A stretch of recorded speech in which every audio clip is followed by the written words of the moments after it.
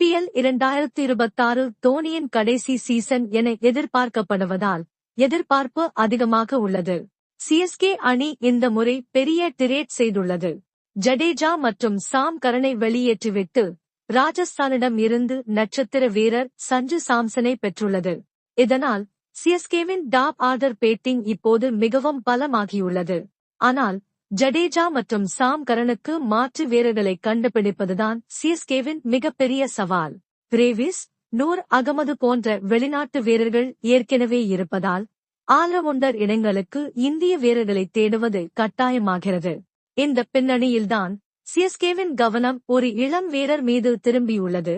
உத்தரப்பிரதேசத்தைச் சேர்ந்த 20 வயது allrounder Prashanth Veer. U19 உலகக் கோப்பை மற்றும் உள்நாட்டுத் தொடர்களில் அசத்திய பிரசாந்த், சமீபத்தில் நடந்த UP-20 லீக்கில் 155 ஸ்ட்ரைக் ரேட்டில் 320 ரன்களை குவித்தார்.